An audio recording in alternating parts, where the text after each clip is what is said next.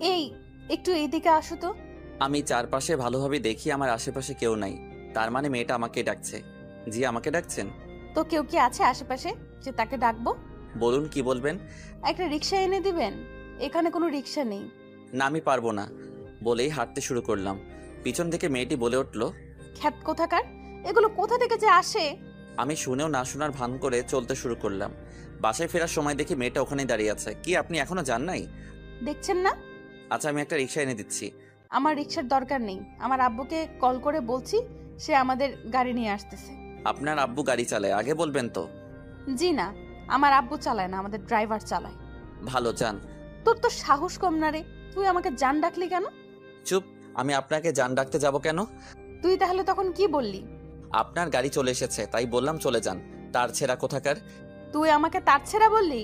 আব্বু না আসলে তোর 12টা বাজাতাম। ঠিক মতো 12 পর্যন্ত গুনতে পারেন তো? তুই পারিস কি? থাক, তুই, তোর সাথে যদি কোনোদিনও দেখা হয় বুঝাবো কি মজা। মেয়ে দেখলে গায়ে পড়ে পড়ে ঝগড়া করতে ইচ্ছা হয়, তাই না? বেয়াদব মেয়ে। তুই আমাকে বেয়াদব বললি? সত্যি তোর কপালে শনি আছে, আজ নয় কাল। শনিকে মঙ্গল করে নিতে জানি। মেয়েটি চলে গেল, এবার আমি বাসার দিকে রওনা দেই। একে, আমি তো রাস্তা ভুলে গেছি, কোন দিকে যে যাই।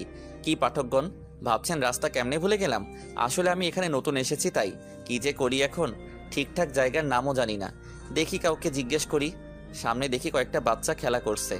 যেই ডাক দিতে যাব তখনই মনে পড়ে গেল ছেলে ধরার কথা। দেশে যে তোলপাড় শুরু হয়েছে, যদি আমাকে ছেলে ধরা ভেবে চিৎকার দেয়, না, ওদের কাছ থেকে শোনা যাবে না। সামনে দেখি এক ভদ্রলোক। আমি তাকে জিজ্ঞেস করি, আঙ্কেল, রফিক সাহেবের বাসা কোন দিকে বলতে পারেন? রফিক সাহেব তোমার কি হয়? না মানে আঙ্কেল, আমি তার বাসায় আজকেই উঠেছি। তার মানে সকালে তুমি এসেছিলা, তাই তো? তাই তো বলি, চেহারাটা কেমন চেনা চেনা লাগছে কেন? তাহলে আপনিই রফিক আঙ্কেল? হ্যাঁ। তার রাস্তা চেনো না? কেন বাসার বাইরে এসেছো? সকালে এসেছি, ক্ষুধা লেগেছিল তাই কিছু খেতে। এসে একটা মেয়ের সাথে ঝগড়া করতে করতে রাস্তা ভুলে গেছি। কেন? বাসে তো রান্না হয়, সেখানে খাওনি কেন? কাউকে তো চিনি না, তো তাই বলি নাই। এখন থেকে ক্ষুধা লাগলে আমাদের সাথে খাবে, কেমন? আর আমার কোনো ছেলে নেই এখন থেকে, তাহলে হাট বাজারে তোমাকেই করতে হবে। জি আঙ্কেল, কিন্তু তার আগে আমাকে তো এসব জায়গা ভালোভাবে চিনতে হবে। তার সমস্যা নেই, তোমার পাশের রুমে তরিকুল নামে এক ছেলে থাকে, ও তোমাকে সব দেখিয়ে দিবে। এবার চলো বাসায়। আমি আর আঙ্কেল বাসায় একসাথে এসে দেখি তারিকুল তার রুমেই শুয়ে আছে। আমাদের পরিচয় করিয়ে দিল আর বলল, তোমরা তো আমার ছেলের মতো, তাই না? জি আঙ্কেল। তাহলে এই তোমার নামটা তো জানা হলো না। হাইরে, সবাইকে পরিচয়টা দিতেই ভুলে গেছি। আমি মোহাম্মদ আজিজুল ইসলাম আজিজ, মা বাবার একমাত্র ছেলে। আমার ছোট ছোট দুইটা বোন আছে, জুই আর বর্ণা। এবার অনার্স প্রথম বর্ষে। তরিকুল, তুমি আজিজকে দেখে রাখবা, ও কিন্তু এই জায়গায় কিছুই চেনে না। আর হ্যাঁ, তুমি ওকে একা একা কোথায় যেতে দিবা না।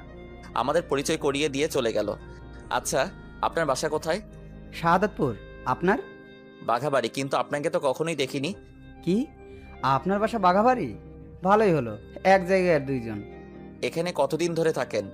এই তো কিছুদিন ধরে, এবার অনার্সে। প্রথম বর্ষে? আরে আমরা আপনা আপনি করে বলছি কেন, আমরা তো একই